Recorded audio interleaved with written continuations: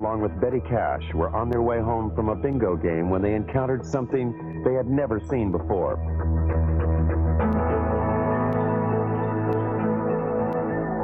The alleged event took place on December 28, 1980.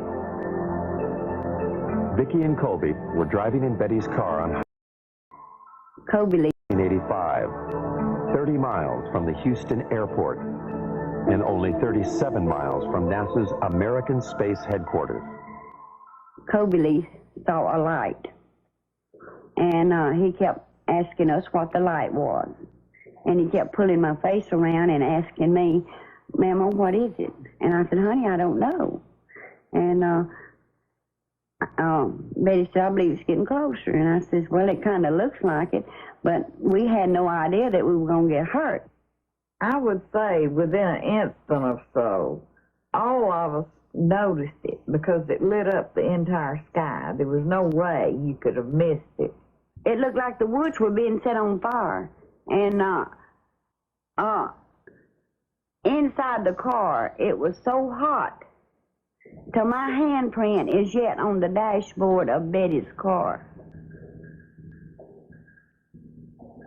They got out on their side of the car. I stepped out on mine. I stood behind the car door for just a second or so, and I walked toward the front of the automobile. I stood there for just a short time, I don't know how long, trying to see what I could figure this object out to be. It was diamond-shaped. It didn't mean it was sharp up here and sharp down here. It was kind of round, and the fire come out the bottom of it. But here was this huge object and flames shooting from it. And they weren't just small flames. They were gushing from it. And Colby was hanging on to me. And he was trying to get, he started pulling away from me, and I pushed him back in the car, and I got inside the car and put my arm around him and hugged him up real close to me. We thought it was the end of time. I says, "Colby, don't be afraid." I said, "If you see a man, it'll be Jesus. And I said, he will come to carry us to a better place. He will not hurt you." It was just burning. It was just too much heat. I could not tolerate it. So Vicki screamed and begged for me to get back in the car. Well, I did, but I had to use the end of my leather jacket in order to open my car door to get back in. That's just how hot it was. And when the object lifted and slowly moved over to the right of us, her and Colby saw some helicopters. There were so many of them, it sounded like a tornado. And we counted 23. I counted 22, really. But Colby said, "There's one more." And I said, "Yeah, baby, that makes 23. And there were helicopters on both sides and also over the top of the object, or like they were trying to hem it in.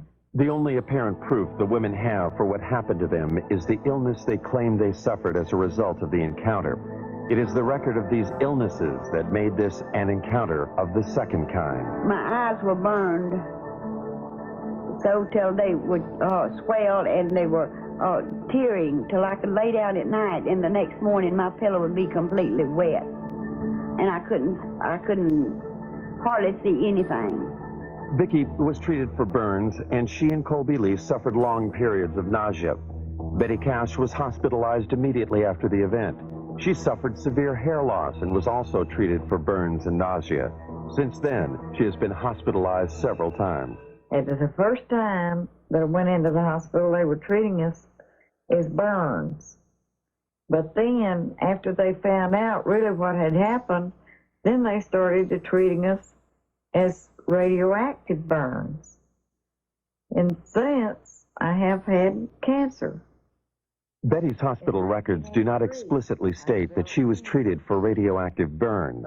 They do state, however, that she exhibited the symptoms similar to someone who might have been exposed to a radioactive element. Betty further maintains that she had no cancer history previous to the alleged encounter.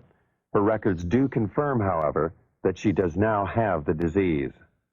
No, I'm not well, by no means. I wish, I pray that I could be. With the help of Peter Gersten, the New York attorney for Citizens Against UFO Secrecy, the two women have sued the government to find out what it was they encountered that night. Was it a UFO, or an American weapon gone awry, or something else? I believe the story is a hoax.